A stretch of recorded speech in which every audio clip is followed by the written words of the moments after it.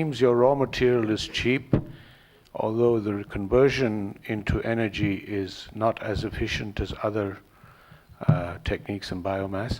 Have you considered, because from what I saw on the video, you have a very nice shredded palm tree.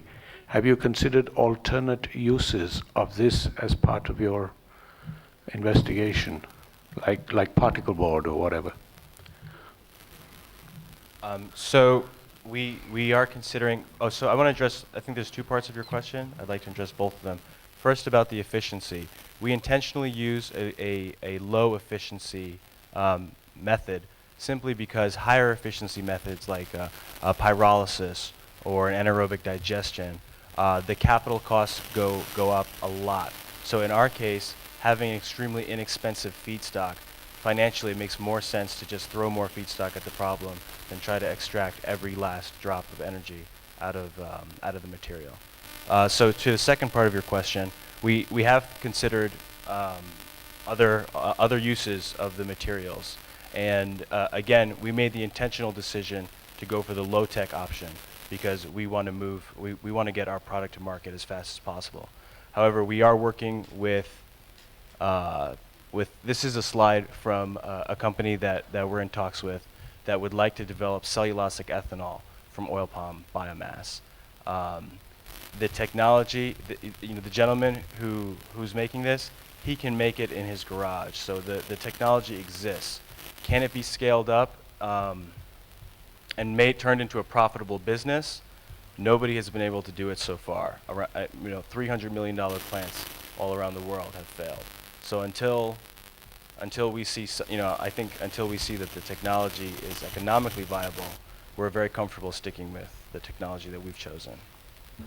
I think it relates to my questions also. You haven't talked about competitors. The competitors not only in terms of the biomass, but also the competitors in terms of the usage of the palm tree in other form of business, for example, maybe into furniture, into some other things. So therefore, the supply, I come back again. I have heard a lot of the biomass project that fail because of the supply.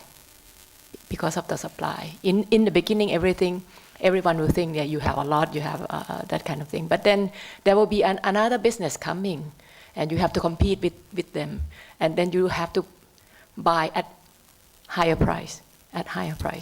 So therefore, please explain to me whether you have considered this kind of risk we from have. competitors. This is the primary risk that keeps us up at night.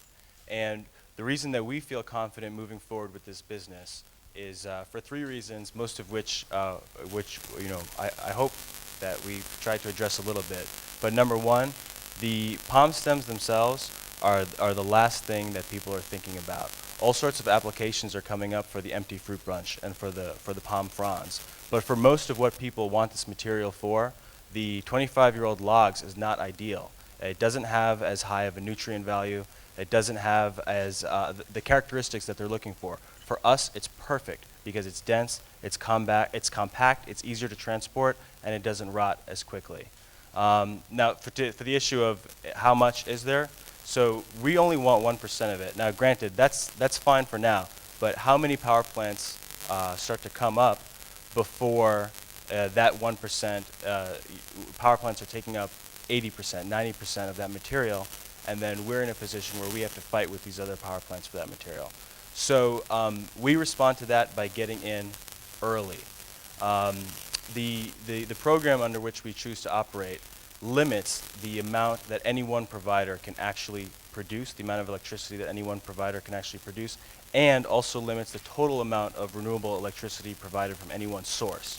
So there is definitely a cap to how much demand from electricity producers, at least, can come in the form of from palm stems. I hope I've been able to address that a little better. Why don't you sell your chairs to the plantation owner and make them as partners to lower the risk instead of coming to us? The pulverizer. That's so. That's looking more and more likely. That will be the direction that we're going in. Do you want to? Well, basically, coming to VC people, you're looking for the returns, but you also need to believe in the idea. The guys who you are mentioning, the plantation owners, they don't like risk, right? They don't like risk at all. They want proven technology, then only they will get into it. Those guys may be will be the 70% later, with more and more looking like it, but we I'm feel... sorry, our time is up. Thank you very much, Team Lorax. We'll take a short break. The next team coming up is Team Fluid Tubes from Nanyang Technological University from Singapore. So could you please set up your equipment? Thank you.